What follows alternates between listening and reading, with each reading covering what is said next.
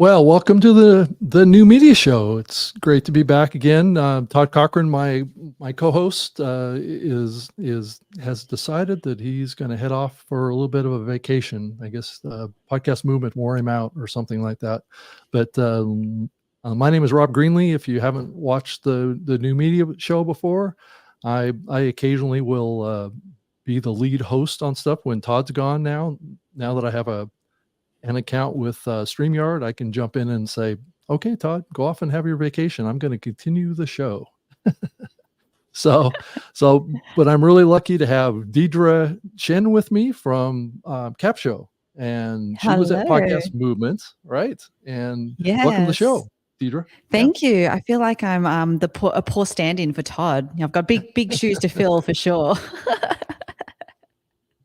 Yeah, it's kind of interesting if I think about kind of the life of this program, this new media show we've been doing for like 12 years or whatever. And what we noticed in the data, and if you're a longtime listener to this, you've probably heard us say this before, but we typically, it's really interesting how the numbers fluctuate based on if we have, like a third person on the show.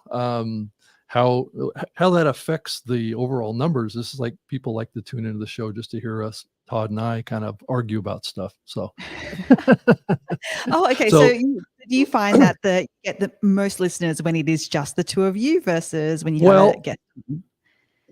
Well, what's interesting is that the numbers that I've gotten when I've done this show with like a person like yourself that comes in and is a co-host have been very strong too. So I think it may just have something to do with having three people on versus two people. Oh, interesting. Okay, well, there's a nugget for anyone listening. Is well, it's like it's a fly on the wall kind of situation. Yeah, right? Yeah, that is super interesting. But I think the key thing too is it's really important to keep experimenting with the show and see what actually works too. So that's super cool that you found that. Yeah, and if you do a show long enough, you can kind of see these trending patterns, and it's also helped me kind of view podcasting a little differently when it comes to guests and kind of co-host type of situations. And here recently on Twitter, there was a whole thread of discussion about this concept of co-hosts versus guests, right? Or interview format, right? Yes. And how if you build your show around a co-host, what you're doing is you're building kind of a chemistry between the guest or not the guest, but between the two co-hosts. And that creates a different kind of dynamic than an interview program. Yeah. And a lot of audiences like that because, any given listener may not like me, but they may like Todd, or they, vice versa. But both of us are usually always there. But anyway, I didn't want to bring you on to talk about that kind of stuff necessarily, but it's an interesting, kind of juxtaposition of how people perceive podcasting. And it's, we've learned a lot about it over the years doing this show because we've tried a lot of stuff. Yeah. And I was just going to say, because, it sort of has a very radio feel to it, right? When it's just two co-hosts talking and having conversation, which it does seem like podcasting has taken on a different lens of, it's either a solo or a guest interview style show. So it's really cool to see that, even the radio style co-host stuff is actually still really popular. Yeah, no, I think it is. And it probably will continue to be. And then now, as you can visually see, doing video and doing it live is something that this show has been doing for 12 years as well. So, we've been doing a live show, and this program is not, there's no outline, there's no script. There's, I did tell Deirdre kind of the main things that I wanted to talk about today, which is really, at the end of the day, what your reaction to podcast movement was. It's always kind of like one of those watershed moments every year for the podcasting industry. And just what your reaction and, did you have a good time? Did you learn anything new? And what were your kind of overall takeaways from podcast movement? And did you lose your voice, Rob, as a result? No, it's just phlegm. It's just phlegm from the coffee drink I had. So, Got it. Well, I definitely felt like I was losing my voice for sure. I was. Yeah. Yeah. But I find Podcast Movement one of those really rare events where you feel like you're having this reunion with friends and family for either annually for people who don't go to Podcast Movement Evolutions, or every twice a year with PME as well in the mix. So I always have a ton of fun. So this is my view generally on events. I am an introvert, so I dread the prospect of going to these events. I'm like all the way up and I'm getting on the plane and I'm like, oh gosh, okay, I have to gear myself up. But once I get there and I'm seeing all of these familiar faces and I getting to hug everyone. I think, Rob, we had a good big hug when we saw each other. It's so magical. That's why I love these events, and especially Podcast Movement, because of this very thing. People come back to it every year, and that's the magic. You just get to see these people who are your friends and family again. It's so cool. Yeah, and I think that's kind of the magic of podcasting is it's a people medium, and when you go to Podcast Movement, you're surrounded by very outgoing, and they can be some introverts that are out there podcasters. It's actually not a very uncommon situation for podcasters to be introverts and not really like crowds or whatever, but it's also typically a community of very genuine people that like to help others and share, and I think I heard that comment from a lot of folks that were new this year at the event, saying that they really enjoyed the community that's around podcasting, and that's always been kind of what's kept me energized about the podcasting industry, just generally, is how much community focus that the industry has, and supportive of each other. Now, granted, it's become over the years a very competitive medium as well. People are wanting to succeed, and people start working for companies, and people's agendas start coming into play to some degree. But so that competitive instinct has definitely been growing over the years in the medium. But at the end of the day, I mean, all of us kind of have a common passion, and we all come together at Podcast Movement every year, and it's like you said, it's like a reunion. There's a lot of people that I knew 10, 12 years ago that don't go to these events anymore. So there's been a changeover of new people that come to these events. So you're always meeting new people all the time when you come to these events, and that's what also makes it interesting too. Yeah, and I'd love to get your views on that transition. Why do you think that has happened, and what do you almost see as with the new blood, I guess, coming to Podcast Movement? Where are you seeing this going? Well, I think that it's going to continue to be like this.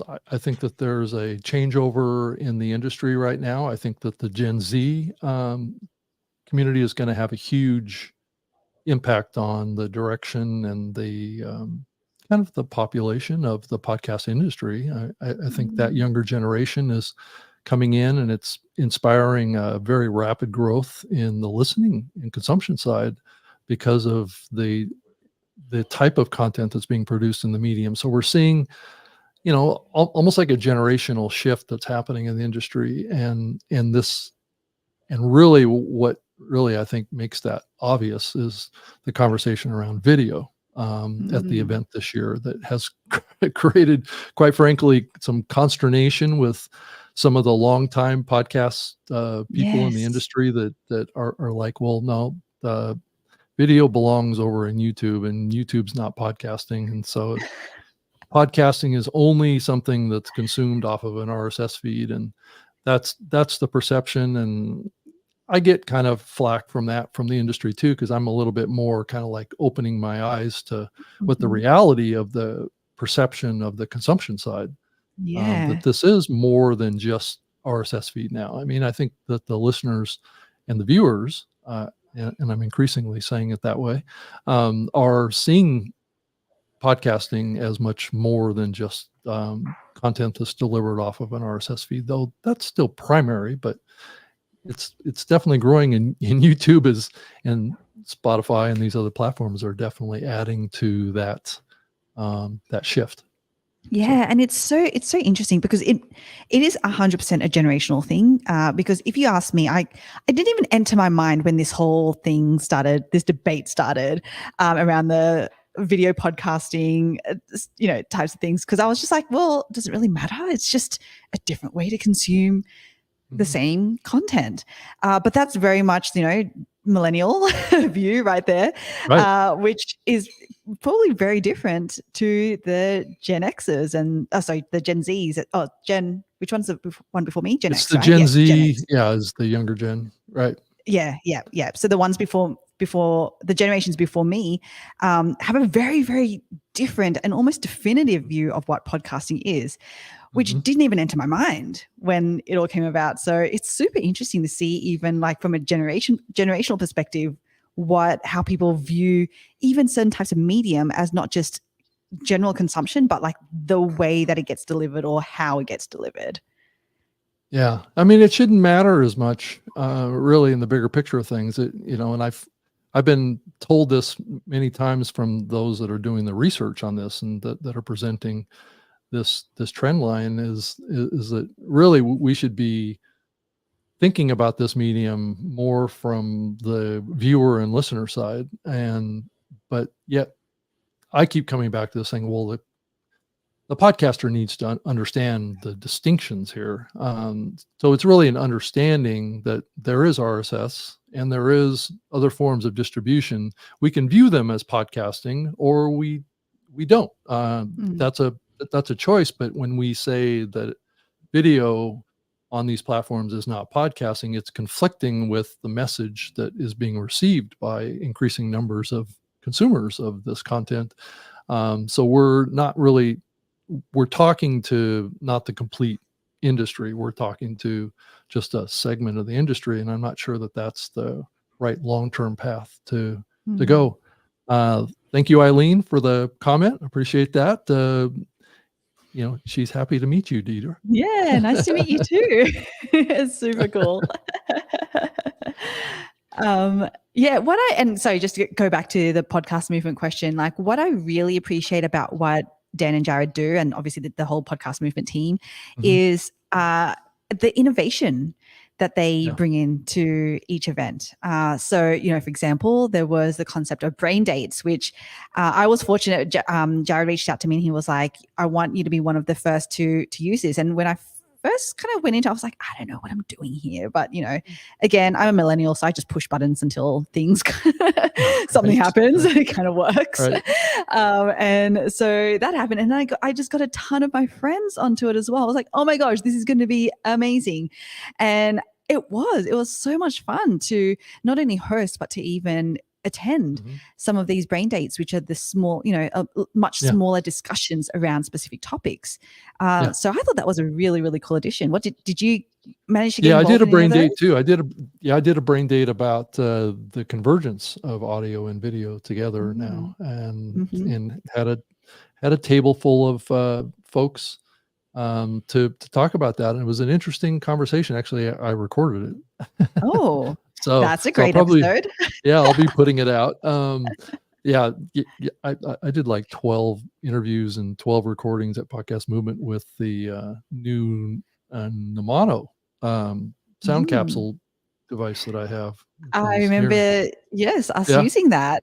That's very definitely cool. Yeah, I had a fun time going around and just clipping on these little lapel mics onto people and clicking the record button and kind of forcing them to do an interview. No, well, I wouldn't say you forced. There was a little bit of I kind of pushed it on them. I said, I want to record this if you don't mind. I just need to clip this onto you, and if you want to be careful what you say, that's okay. But that's kind of the opportunity of a device like that, is that it's so simple and so easy to actually get recordings and things like that. So I had a fun time at Podcast Movement this time. Probably, I was there representing StreamYard too. So the whole spectrum. So you think about me focusing on an audio only device, and then talking Mhm. about audio and video, that's kind of where my head is, and not just because I have these relationships. It's more to do with, I've been doing like this show for a long time, so this convergence has been part of my world for years, and I love live. I mean, live has the energy that keeps connections, individual Mhm. connections with listeners out there, and if I can do more live, I'm going to do it, and I'm going to do more live. So it's not, Yes. this is a self-fulfilling prophecy that I have that's going to Yeah. hopefully make me very busy. So Yeah, and on that too, we talk, and Harold, hello, Harold, is asking what the hottest 3 topics of this year's podcast movement was, and definitely up there was AI, as we can probably imagine. And I know, yeah, Rob, you wanted us to talk about AI, but the reason why I'm kind of bringing it up now is because I'm actually in the middle of this 5-day challenge that we're doing in conjunction with Molly Mahoney, she does live streams all the time, and this is essentially a live stream repurposing challenge using AI. And it was really cool. One of the things that she said about going live is that increasingly what we're going to find in not just the podcasting industry, but really everywhere, is that AI is going to become a bigger and bigger way that mhm, content's created, but content is also amplified. And if we want to continue creating that connection with our audience, if we want to actually be seen as the authentic human that we actually are, mhm, live streaming is actually going to be the future of mhm. how we do that, because AI can't be here as me, as Deirdre talking to Rob, right? That's It right. has to be me going live. Yeah. So yeah, it's actually a really, really cool intersection, what you're doing, like bringing the video in, the podcasting, and increasingly the AI part to it. It's a really cool Venn diagram that starts to Yeah, happen. though I would say that the obvious next question is that it probably technically might be possible for an AI to host a live show. We shall see. Probably. But for now, it's Right. not. So Yeah. we're like, go live. We're all hoping that that's the case, right? That we have a pathway for humans to have a place in the future and not be totally replaced by AI, artificial intelligent robots that show up in our podcast for us on our Yes. behalf, right? It can Yes. look Yes. like us, but it may not be us, right? Yeah. And I'd love to know, actually, Rob, I know that we're going off a little bit topic, but a little off topic, but when we caught up at PME, I believe, Mhm. it was at PME in Yep. March, I want to say. It was in Yeah. March. We Mhm. had a full-on discussion about AI and the future of AI and our respective dystopian views on Yeah. where AI is going. I'd And love a to lot of talk recap. about Twitter too, right? Yeah. Yes, yes. Yeah. And so it's what, like 6 months or so, maybe not even 6 months since then. I'd love to get your thoughts now on, what your views are. Are they still the same? Have they shifted slightly? Have they deepened? I'd love to know where you think the future of AI is going to take us. Yeah, I think that I mean, just to kind of say what we talked about back then, it was more about what I felt that Elon Musk had in store for his acquisition of Twitter and why he wanted to acquire Twitter. I think gets back to where he wants to take that massive amounts of human data that has been gathered by Twitter over the years. And if you think about what he's working on Neuralink.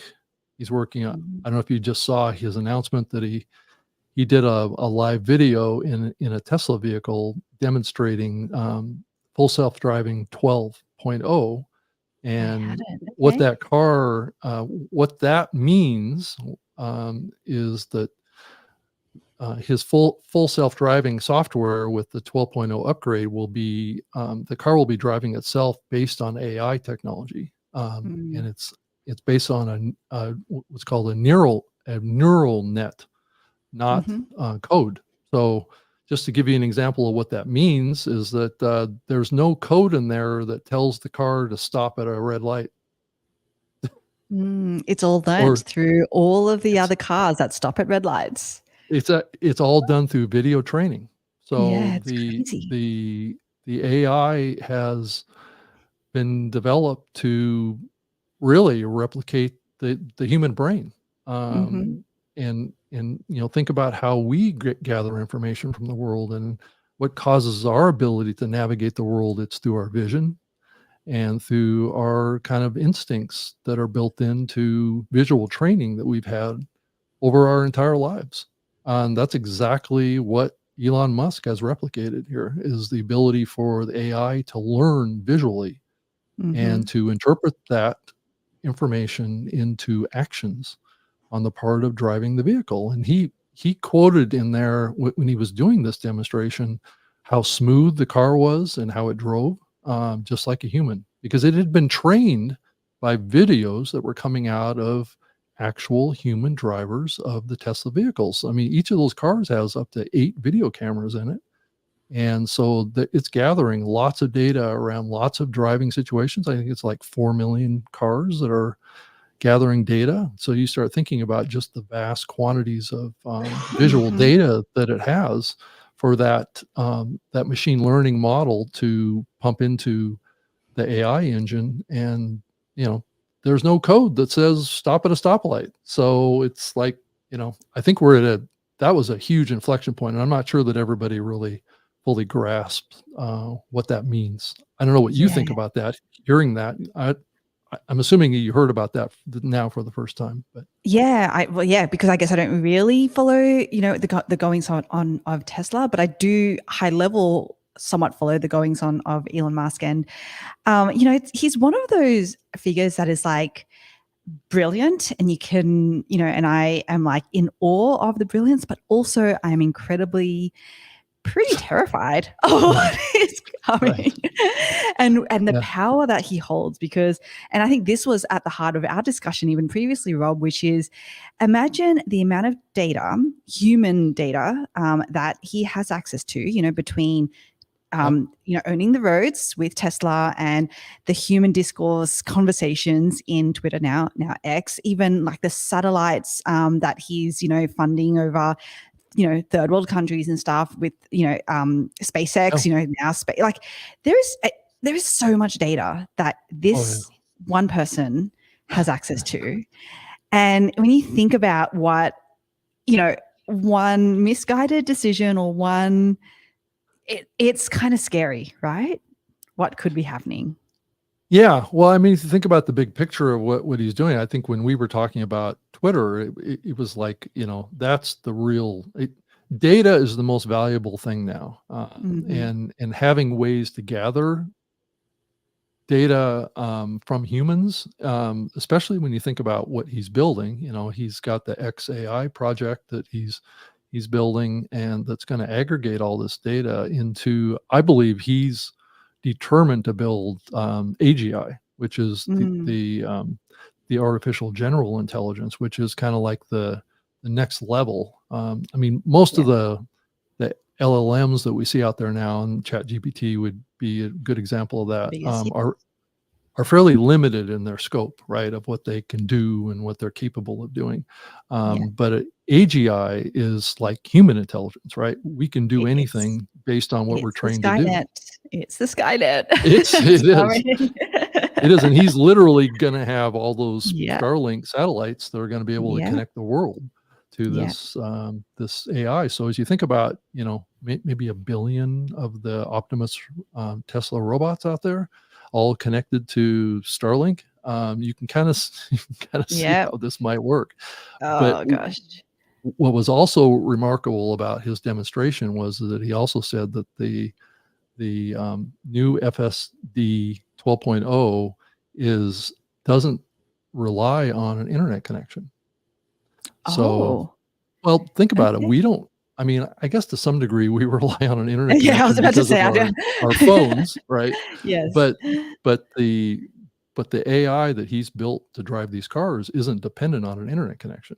So Mm. just like we are, if we're not looking at a phone or looking at a nav system on our car, we're not dependent on the internet either to be able to drive. So you can Yeah. really see the mapping of human intelligence to what he's building there. And then you think about Neuralink, and that's the ability to tap into the brain to be able to connect to this artificial intelligent existence, and you can kind of see, that future is a little scary about what is possible, right? We don't know what's possible right now. All we know is these connections are being made that sound a little ominous. I don't know what you think about all that. Oh, I am on the same page. As soon as, I keep reading, and that's why I keep a high level overview on what he's doing, especially him, because really, like, even when you think about who's next biggest, like the likes of Google or Meta or whatever, like they are not building, well, to my understanding, they're not building the kind of connections, and they haven't probably quite connected all the dots that I think he has. Like he has a much bigger vision from what we can see him actually doing than the others have. The others are definitely in it for, like commercial purposes, of which he is too. But you can almost see the moves, the chess moves that he's kind of doing in a way for this bigger picture that the others just aren't. Yeah. Yeah. And I've got firsthand experience. I've got a Tesla Model 3 myself. So I'm actually using some of the self-driving. You're I am contributing. I don't know if that's a good thing or not, but I'm definitely, and I'm also a shareholder in Tesla too. So so you want Skynet to take over the Skynet. No, I don't want Skynet. I just want the stock price to go up. That's all I want. So got it. However that happens, I'm probably okay with that. But okay, still, all right, cool. Just in the spirit of full disclosure here. So anyway, Harold Gilchrist just posted a comment. Were there a lot of vendors showing new creative podcasting products at Podcast Movement? And I would have to say, yeah, there was a few of that. I would put Deirdre in there too with Capsho.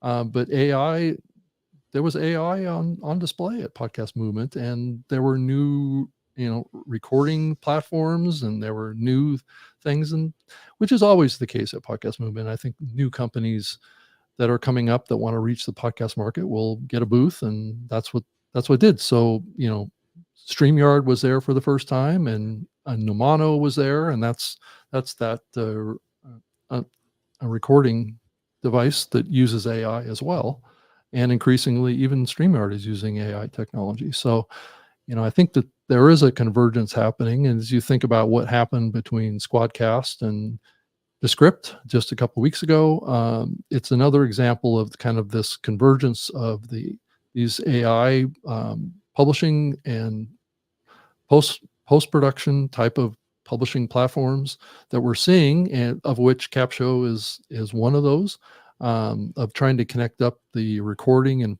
and making of content with what you do with it after you make it. Yeah. I mean, I would love to get your thoughts on what you thought, because you've been in the industry for a while, Rob, if I can say so. I think 2004, right? Yep. And so you've been there through all the changes. So I would even love to know what you thought were kind of, to Harold's point, what are some of the most creative podcasting products that you've seen come up in the last, 12-ish months? Yeah. And name names if you want. And thank you for mentioning Capsho. I'd actually love to know what you think are actually some of the most innovative. Yeah, I think right now, I think it's just the post-production publishing AI products right now are the most interesting. And I think what we're going to see is increasing integrations into the content creation platforms, and as the AI contributes to even some of that, it's going to be interesting to see how far that goes. Right? Are we going to see a platform that does the creation, the post-production, and the publishing and the distribution all in one platform, which we haven't seen yet, but I do think that it's probably likely coming. Yes, that somebody's going to connect up all the dots. I know I had this thought about that many, many months ago that was coming. Yeah. I think I talked to you about it. We did. We had a chat. Yeah. And even at the time I was like, I think it's going to happen through most likely acquisition. And we can see that, right? Again, you mentioned Descript and Squadcast. And because even being a tech founder, like I know how difficult it can be to be really good at even just one thing, let alone many things. And that is part of the reason why Descript actually did acquire Squadcast, because they tried before, right? They tried to create their own recording platform, and it just was not that great, and people were not using it. Right. And so because their zone of genius, what they do really well is the video editing part of it, or the editing. Before it was audio, now video.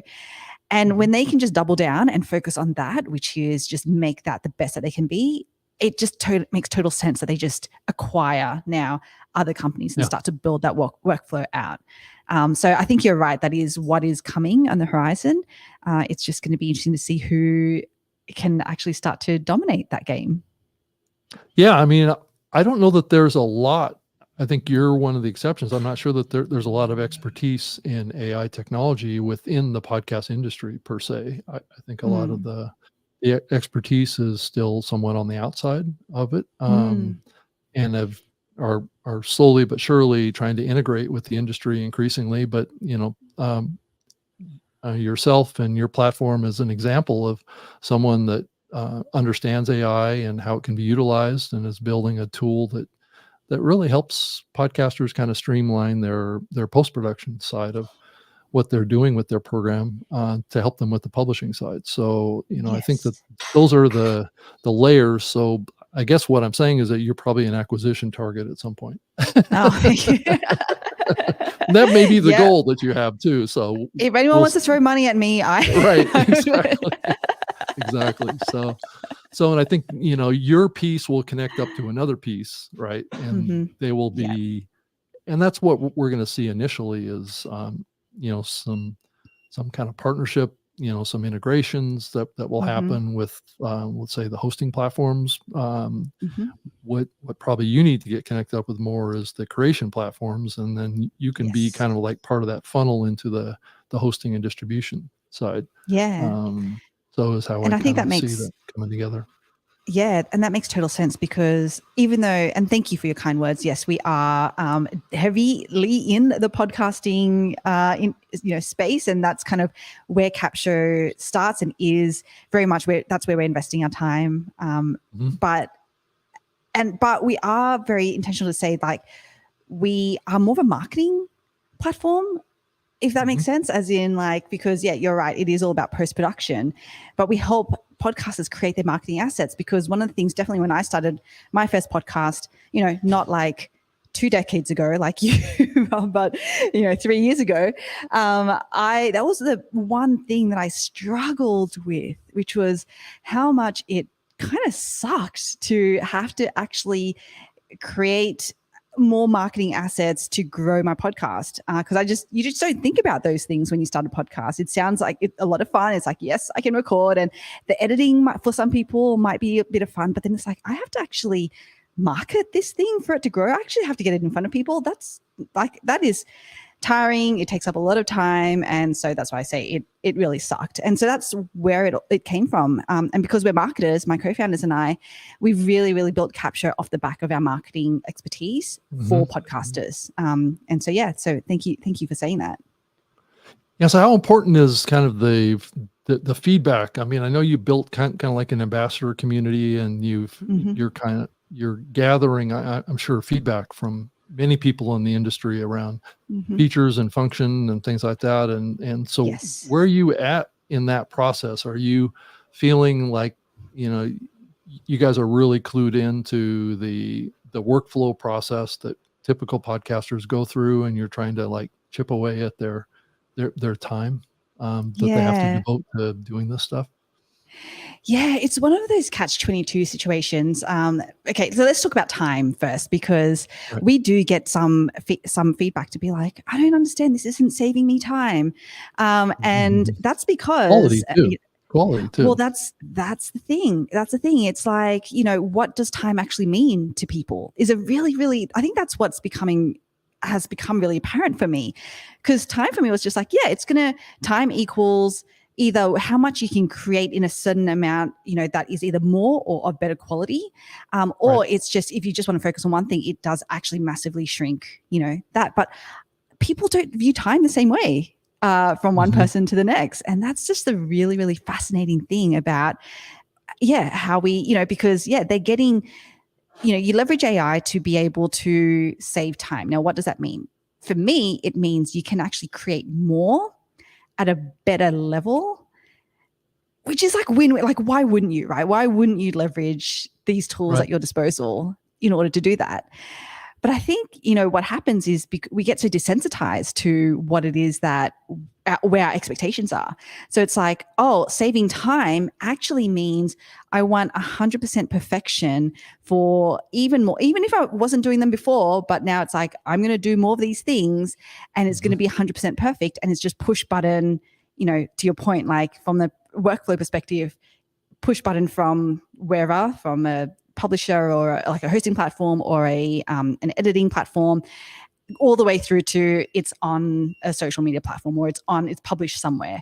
And that's just not how AI works right now. It's not quite there. It's not to say that it can't be there at some point.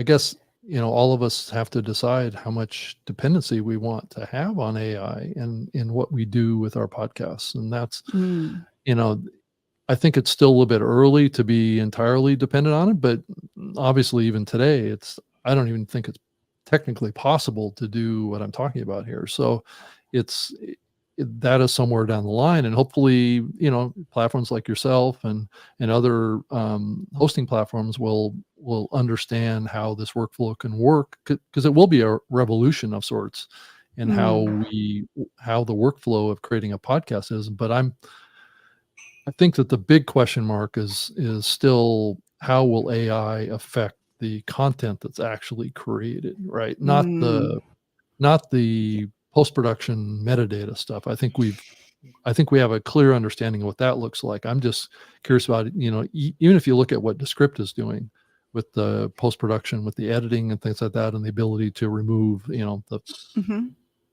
47 or 43 filler words, and just by clicking a button, right? And it does it for the audio and the video, which is extremely powerful. I mean, I think, it causes a content creator to think differently about how they produce their show too. So maybe, for shows that are using the script, maybe you don't want to move as much when you're doing your podcast. Yes. On the visual side, also, you're going to be doing this and jumping around a lot because it's clipping. Right, it's clipping out those hesitations or those filler words. But I think increasingly people are expecting that, because it does dramatically reduce the amount of time that piece of content takes up to consume. So, I think we all have filler words, but I think each one of us has to develop some level of, well, what do we believe in when it comes to, should it remove every little 1 second pause, or should it remove all the 2 second pauses, or should, what words do you want it to, the ums or the ahs, or, because you can go through and check those boxes, right? And say, I want every to be removed, but not every ah or every and, or that kind of stuff. So you can get that granular with it, but that's the power, but it can also backfire on you too. and it still takes time, right? Like, to your point, we have these tools now that can help, but still at the end of the day, as the human, you still have to make the decision, which is actually the really, really interesting interplay between how we as humans and creators actually do work or leverage AI. And that's, to my point, it's like we can think that, saving time is we just click the select all, remove all the ums and ahs, and that saves time in an absolute term, we would think. But then what you're saying, or what I think you're alluding to, which is like, is that actually the quality that you want to be producing? Right? Because sometimes the ums and ahs. It's okay to have the ums and the ahs. Right? It makes us human. And that's how we actually continue to create connection. And so that's a really, really interesting dynamic I think we're going to see playing out. Is everyone will have a view. I'm very staunchly, every time I get asked about AI, and especially in the workflow, I'm like, I really would recommend continuing to lean into the humanness where it makes sense, which is in the content creation part of it, and in the wherever you're trying to connect. So even this, we talked about going live at the beginning of this, and it was because going live is actually such a great way to create that connection with people. And hey, let's just keep bringing the humanness to this, and then leverage AI where the humanness, where it can actually make the human process more efficient, if that makes sense. So yeah, it's going to be interesting to see where people land on either side. Yeah, I mean, it's, you can really, I mean, I use that clip feature for a lot of the stuff I'm doing now, and I find that the content's a little bit better because it feels like it's more concise. It has less, because I tend to, when I talk, sometimes I kind of contemplate a little bit, and that can be okay. I mean, if you talk about like a live radio program or something like that, especially, is that sometimes it's okay to have kind of like a moment of contemplation, especially if you say, well, if it's a dramatic moment, you just kind of say, well, this is the way it is. Are you sure that's what you want? And it causes your audience to think, right? Because you've driven a message to them. But if you use these tools to remove that pause, maybe it doesn't have the same emotional impact on your audience, right? For sure. Yeah. So Harold is back with another question. I'm curious if there were any vendors showing AI tools to help podcast listeners save time. That's an interesting perspective. Parsing through podcasts. Haven't seen that yet. That's an interesting question, Harold. Thank you. And is that, and Harold, hopefully you're still live with us. But is that in terms of helping you find the next recommendation of podcast? I'm assuming that's what we're talking about. I think that's what he's asking about. Yeah. So I do know that there are definitely new players in the market that I know of. I don't think they were at Podcast Movement, I want to say. Well, I know. Okay, so for example, Podopolo are creating an app, a podcast player that is designed to bring intelligence for podcast listeners. So things like recommendations, even you mentioned clipping, and they're not clipping by way of video, but from an audio perspective, it's like, hey, these might be certain things that you might be interested in. I know there's another relatively new business. The name escapes me.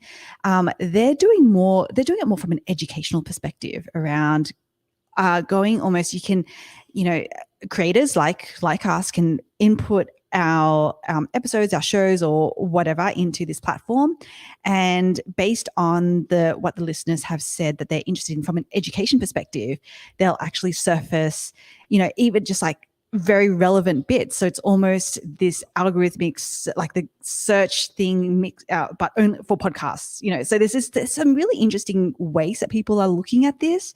I wouldn't say that there's any one big player that's really got this down, though. I don't know about you, Rob.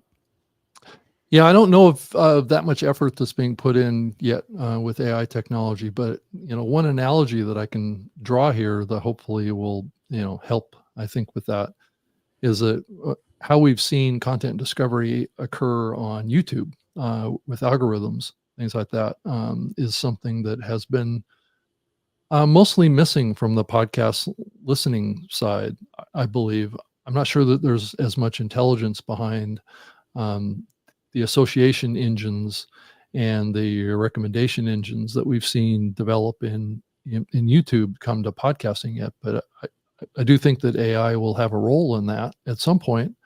And I do think, as we look at the big picture of kind of AI just in general, is that it's going to learn about all of us and about our behavior with consuming content over time. And it will be able to make better recommendations to us, but there's downsides to that too. So it just depends on, as we've seen with YouTube, that these recommendation engines can have certain bias.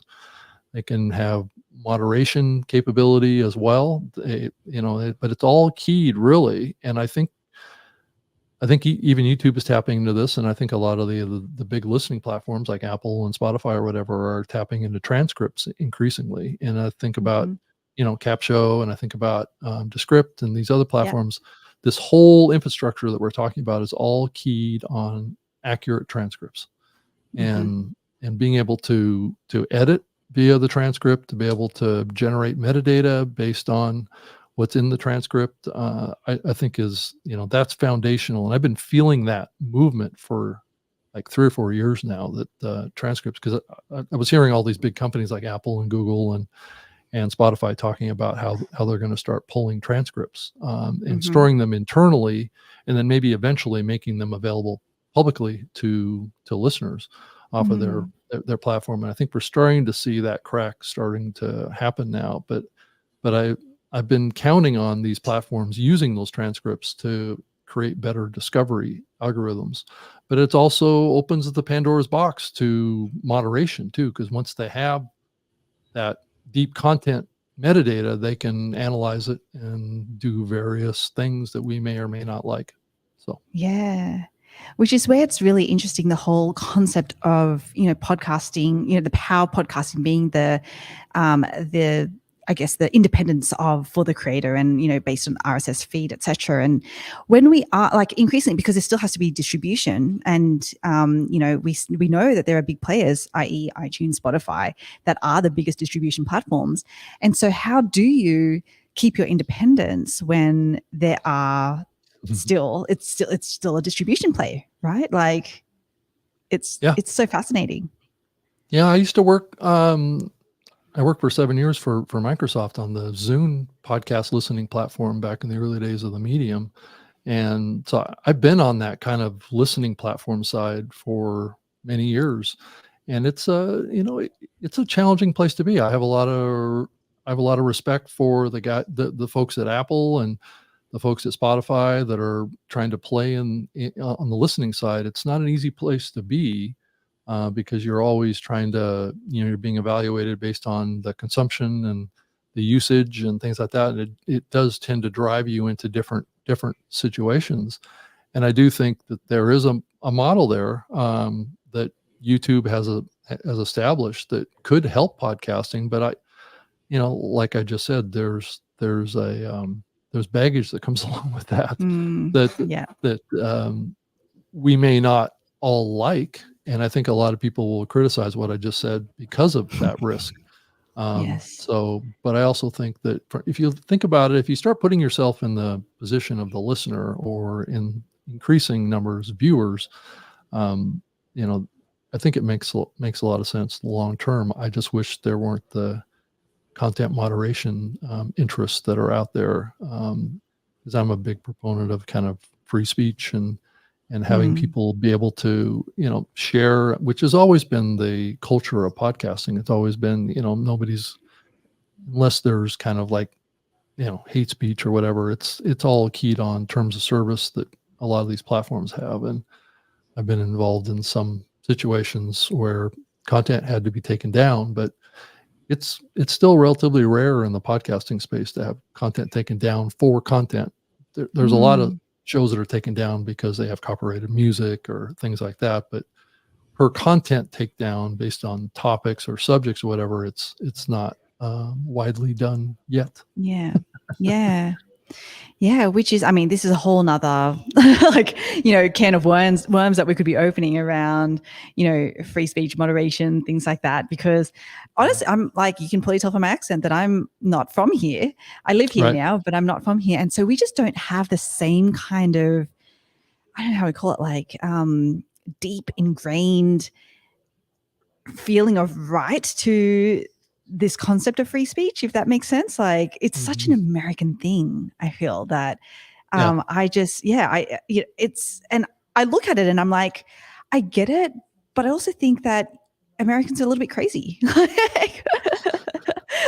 Well, that's the full spectrum of the situation, right? And that's why it has become a controversial topic. Is it, some people, I think increasingly the digital mediums that we have today make pretty much any content possible. And there's interests out there that would like us to not have that kind of freedom. So I think that's the that's the trade-off on this, and I do think it's just a matter of time before things kind of that openness that we're all used to here in the U.S. Kind of gets a little bit suppressed because it's free speech in the historical nature in the United States has been very kind of localized because there wasn't digital mediums like the internet.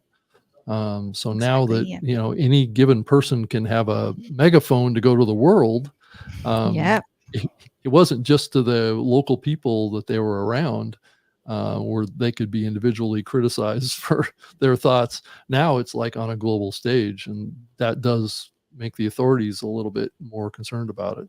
Right.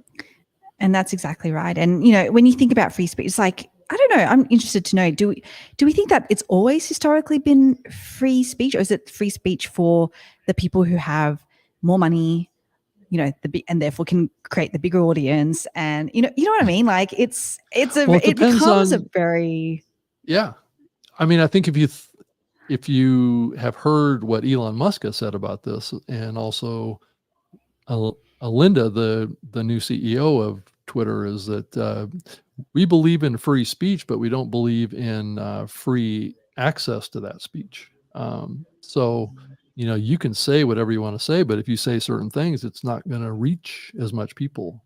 So, and there's a lot of people that push back on that and say, well, if I say something, it should go to all my followers. Well, that's the gate that we're seeing increasingly be deployed against free speech is that, sure, you're free to say it, but you're also not free to have anybody hear it. Yes. Yeah, exactly. And that's why it comes back to almost what I was saying before, which is the distribution platforms actually, they are, and they know it. They know how powerful they are. Yeah. And that's why, we see, even in the podcasting space, to bring it back to podcasting, we see a lot of new players enter the whole, I want to become a podcast player app, for example, because they know the power of being able to build that distribution, because there's a lot of power in that. Just the problem is it's very, very hard to do. And that's why it does take a lot of money. It does take a lot of time. And a lot of new businesses just don't have either that money or time to do it. So it becomes a really, really interesting conversation to be like, what does free speech actually mean? Because I just don't, we can be very purist about it or not. Either way, I just don't think that it's really working in the way that, either way, right. Either as a purist or not. Right. I mean, because when the U.S. Constitution was made, there's an amendment in the Constitution that does preserve free speech in this country. But that was written in a pre-internet technology timeframe too. So, I think, it's going to be interesting to see how that plays out. Johnny, thank you for the comment. Hello from Santa Cruz. I appreciate you joining us. So thank you for joining the show. I appreciate it. And, but yeah, so we'll see, I think, over the next 2 years, I think a lot of these issues are going to be fully deployed, might be the right way of saying it. Interesting. Okay. Yeah. Well, you've put a stake in the ground, so we'll have to circle back in maybe another 6 months and see what's and just see what's happening on that front. I know that there's some new legislation that's being proposed especially in the EU, that will, I think it's already been passed, that the government has the right to shut down kind of speech based on it's being deemed as harmful, hate speech, all this kind of stuff. And they've left that kind of fairly open-ended on what all those things are. So it hasn't been clearly defined. So I think that's where a lot of people get a little nervous, because it's like, well, how far is that going to go, right? Is it going to eventually include all speech that's maybe contrary or a different opinion, and then at some point we just can't express ourselves differently to each other, and I'm not sure that's as healthy either. So, I think, so. Well, we won't have any difference of thoughts because don't you know, Rob, AI is going to take over the world, and so Right? Is the We're just AI going going to have free speech? That's the question.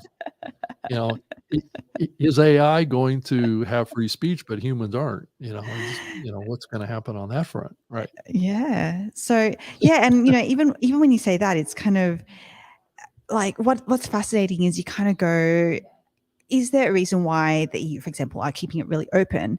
When you think about, because again, they probably also, no offense to all the Americans here, because I love you guys, but you're pretty crazy, especially about the Constitution, etc. But that thing was written a long time ago, and when we put so much stock in something that was written that hasn't really moved with the times. It was written very definitively, but not kept up with the times. I wonder if that learning from that is kind of what is driving this open-endedness, because yes, things will change and things that maybe are appropriate now won't be appropriate in the whatever. I don't know. We don't know what's going to happen, right? But I guess maybe that's where that openness comes in. Right. I think that the danger areas is that the speech that doesn't follow a certain government narrative is what people are concerned about, right? Because there's been examples of the government putting out information that is proven a year later to be incorrect. So, and at that time, that there were people that were giving the correct information, but they were getting labeled as propagating misinformation, right? When it was proven later to be accurate. So that's the danger, right, of clamping down too much on this, because if you think about journalism, I mean, what's the purpose of journalism? Journalism was preserved based on the concept of free speech, and the ability to challenge authorities with the truth that were discovered, or malfeasance that's going on that needs to be exposed, because that's what's right. Where if we can, if we get put in a situation where we're hiding behind truth because the government has weaponized anyone doing journalism and challenging them with disclosures, whether it's whistleblowers or whatever, that has consequences too. That means that the government can do whatever they want to do and not face any accountability. So that's the dangerous side of suppressing free speech. Now, granted, a lot of countries, like you said, around the world don't have even any kind of infrastructure like that. I guess it's up to all of us to decide whether or not that's good or bad. So. Yeah, exactly. And at the end of the day, that's what even in this construct of, having free speech, we still have to decide what it is that we're going to believe, because it's not free, correct speech, right? Like everyone believes that they're correct, even if, they're proven not or whatever. Everyone still believes that they're correct in some way, but that's not what we're putting out there, right?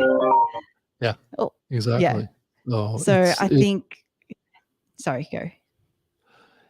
Yeah, so I think we kind of went down the rabbit hole on the free speech. We really thing. did. I don't want to plant my flag in the ground too much on that, but I've been around long enough to seen the evolution of this. I mean, I did a radio show for many years back in the early 2000s about the internet and the web, and back then I thought, it was a utopian type of situation with the internet, is that everybody was going to be able to freely communicate with each other, and we were going to have this kumbaya moment that everybody was going to align on everything, and everything was going to be much better because everyone could communicate with each other. But I guess I didn't take into account at the time that human nature is human nature, right? And there are people out there that will use that freedom to harm others, and of course, I don't think any of us want that. So this internet thing that we've allowed to come into our lives has two sides. There's a good side and there's an evil side to it too. As with everything, like we are 100% going to see that even with AI or any other new technology. There's always going to be, and it's not that the technology itself is the bad thing. It's just always going to be bad people, right, utilizing it. in certain ways. So it was actually an interesting debate that again came up with when I was having a chat to Molly this morning, and around, you know, is AI, because I think she mentioned, oh, that's right, she was talking about 11 Labs. If people don't know about it, you can basically use it to clone your voice or other people's voices, and basically you could even record a whole podcast episode with it. Don't say that, to record other people's voices, right? And you know, the good thing is, like, yeah, it can save you time and it can be a lot of fun when you're using it for the right reasons. Right. But we also know that there are people who use it, who are going to use it for really bad reasons. There's going to be an uptick in scam calls and things like of people just using these cloned voices to scam people. Like, that's just going to happen. And all that kind of stuff. Exactly. There's a whole company out there. I don't know if many of you saw the fellow that was kind of impersonating Tom Cruise, that has been out in Instagram and these platforms. He actually has his own AI company that is promoting this concept of creating deep fakes. So that is crazy. Yeah. He's got the whole, you know, like this technology will actually replace just the face part and the head part of any video. So you can actually, you know, you or I could go out and create some video out there and then just put some celebrities' head on it. Yes. Yeah. Which is exactly where the actor strike is stemming from. Right. Like, it's it's so crazy. Yeah. So it does kind of make you wonder if we all need to create our own clones at some point, just to compete with this, right? But I do, you know, it does raise this question. I do another show called Trust Factor. It's a show on YouTube, and I think I'm gonna do an episode on deepfakes at some point and just talk about just our increasing. And this applies to podcasting, it applies to YouTube and whatever. Is, you know, there's going to come a time when we're going to have to either have some sort of a notification, and whether it's YouTube or in wherever we're consuming it, that this video was created by AI. There's going to have to be some sort of a identification.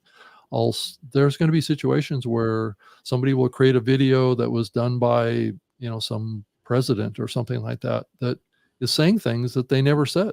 And then people get all spun up about it, and it becomes viral, and it becomes a news story, but it was all based on someone that was trying to play a political trick. Yes. I think those days are coming, if they haven't already come. I think they're here. Yeah. So we're going to have to be skeptical of everything we see online, I think, as we go forward, because of this technology. And I don't know if it's always going to be possible to be able to tell that it's fake. It's getting increasingly harder, for sure. Yeah. So that's the dark side. The lighter side is that all of us could possibly create versions of ourselves and create podcasts and actually not have to actually do them. So I feel, Rob, like every time that we get into a discussion, it always does descend into the most dystopian view. Right. That, and also wow, I could do podcasts all day long. You know, yeah, exactly. All I have to do is give it what information to talk about, and it could just do it for me. So I can just lay on my lounge chair and have a Mai Tai. So that's the, I don't know if that's a good outcome or not, but that's going to be an possible. Outcome. Yes, right. For sure. It is an outcome. Right. So I'm going to be that's my master plan with my efforts with YouTube. I'm going to create all of these different shows, but you won't be able to tell if it's really me or not. Oh, that's a great game to play. Right. Spot the fake Rob. Right. Can you tell? Can you look at his facial gestures and his whatever? Is that real or not? Yeah. Yeah. Because I'm already doing this with, you know, I'm already seeing on Instagram these new videos that are being posted in there that you can tell that they're image generated, because their mannerisms don't seem entirely human. They Yes. seem a little Yeah. jerky and seem a little bit artificial, and the voice coming out of them doesn't always match the not that that is a big factor, but, doesn't always match, but I'm increasingly seeing more and more of that. So, Yes. I'm not gonna be surprised to see podcasts start to head that direction. I guess they did create a whole Joe Rogan episode with Mhm. AI. I guess this was, like, 4 or 5 months ago. Yeah. Um, so, anyway, so is there anything else that you saw at Podcast Movement that blew your mind? I don't think it was anything that blew my mind, to be honest. I think, Yeah. there's a lot that's still happening in the editing space, around people leveraging AI, etc. Mhm. We're obviously in the post-production space on the AI side. And I know that when we launched 13 months ago, it was incredibly innovative. We were the first in podcasting to do what it is that we do. Mhm. So I can't say that it doesn't feel innovative now because, and maybe that's just me because I've been in it for a little bit longer. But I think that there's still definitely a lot of, I guess, education around, which is what we're kind of doing, having these discussions around how it is that podcasters can be leveraging all of these new emerging technologies for themselves. I think, we're talking about there are already businesses out there that's helping you clone your voice that have AI actors. These are things that there are image generation tools like like some Midjourney, etc. Mhm. So it doesn't feel anymore like there's going to be something that's going to blow our minds. I think we're seeing a lot of the things wash out right now around the possibilities. Things are just going to get smarter. They're just going to get a lot deeper in each of those aspects. That's kind of how I see Mhm. this evolving for sure. Yeah, so, while I have you, let's talk a little about Capsho too, and kind of I can pull it up too on the screen here, and we can kinda you can kinda run through with us a little bit about it. Yeah, Um, I can share my screen if that's helpful, Rob. Here, I can do it here. I can Okay. pull it up here. Okay, so while Rob's doing that, I'd love to talk about Capsho. So essentially, Capsho is the fastest way to repurpose and market your expert content, and your expert content being, a podcast, live Yeah. stream like we're doing right now.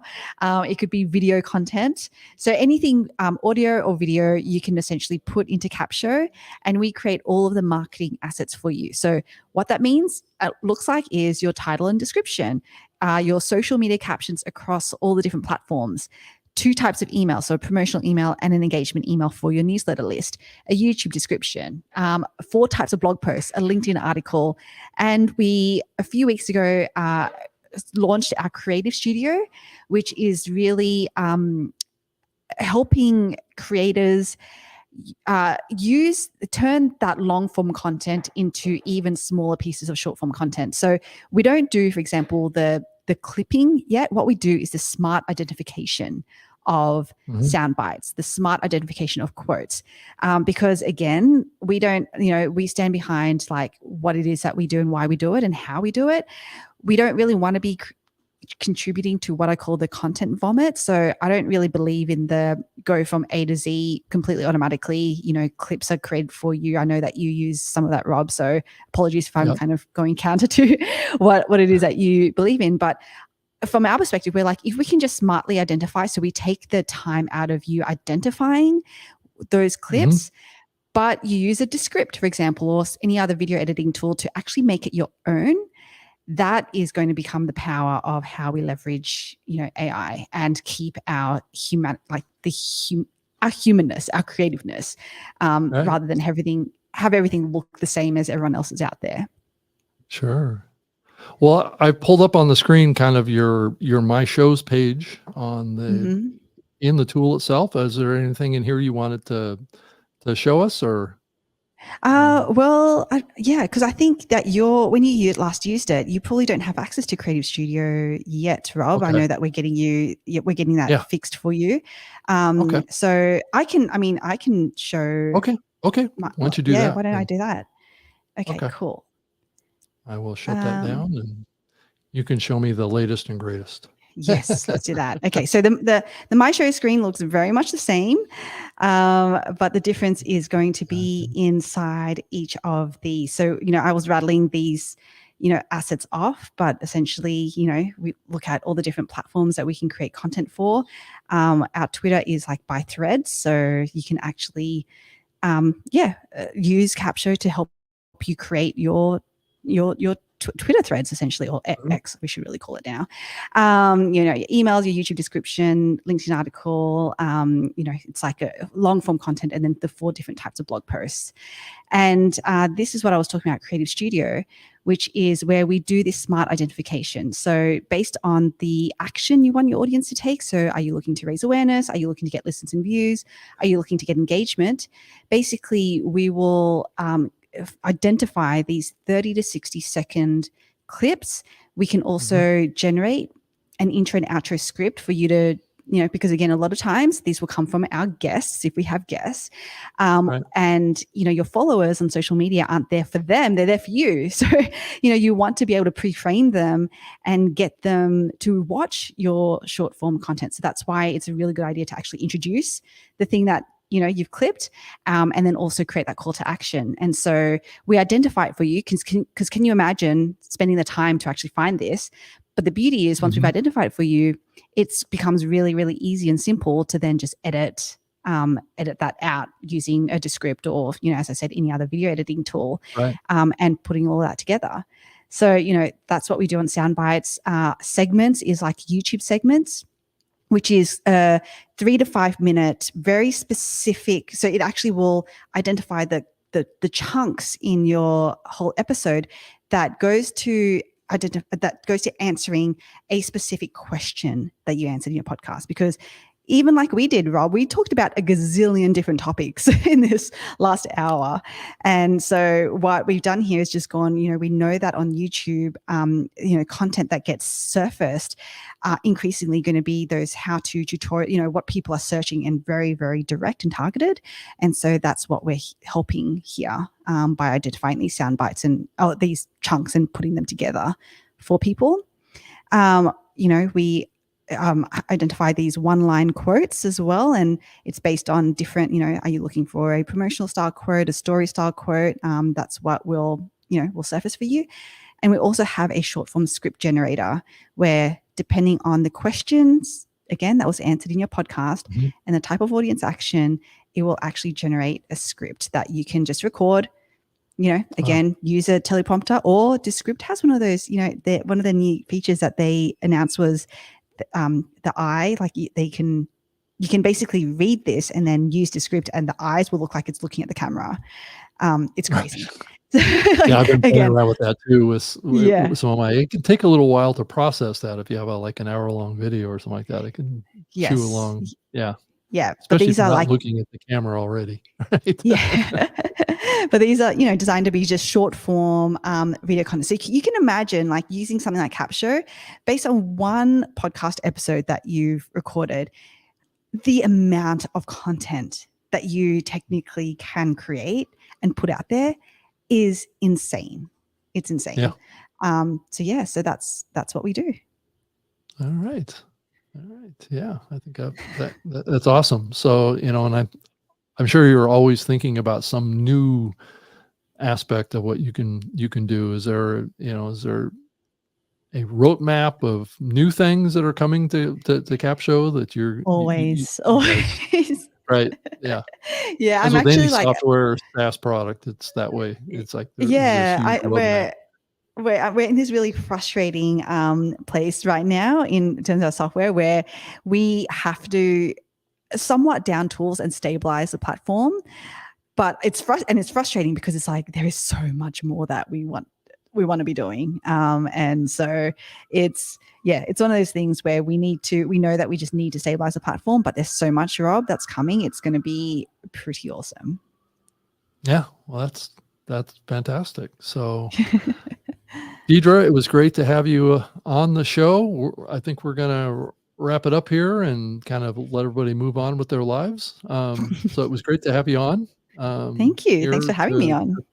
Talk about Capsho, and then also to just talk about all these controversial topics coming out of podcast movement that are happening and that are really important to the future of what we're seeing with this medium. And I think it's important for all of us to kind of understand these changes and see where the opportunities are, and for all of us to adapt. And because I know that's what I've been all about for the last 6 months, is really trying to adapt to the changes in the medium, to learn about, because when I was working at one company exclusively, you kind of get a little siloed. So, and I started in this industry working on the content side. So that's kind of where my passions are, and it's always been. And that's why I really appeal to working with podcasters and creators, is because I can associate with them. Yes, And for sure. I can feel their pain, and I can feel their process. And these tools are all really, my career has really been about helping create tools that help streamline this. And that's why, it's so exciting to talk to you, because you're at the cutting edge of where that evolution is happening, as well as, the creation side with platforms like Numano and StreamYard or whatever, that they're really pushing the envelope of what's possible in podcasting and trying to reach more listeners in an interactive way and a fun way.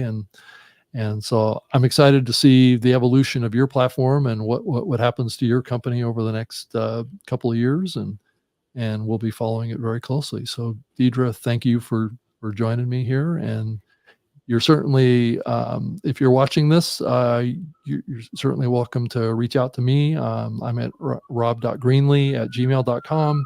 I can also be found on X at Rob Greenlee with 2 E's on the end, and would be really happy to hear from you. And definitely come back and watch next Wednesday's episode of the New Media Show, and I'm sure Todd Cochran will be back, and we can argue and fight again about what's happening in the podcasting. No, I'm just kidding. We're kumbaya. We've been doing this show. I think we're up close to 600 episodes now or more. So, but Deirdre, how can a listener contact you and interact with you? I know you have your own show and your own podcast. So why don't you tell us all about that?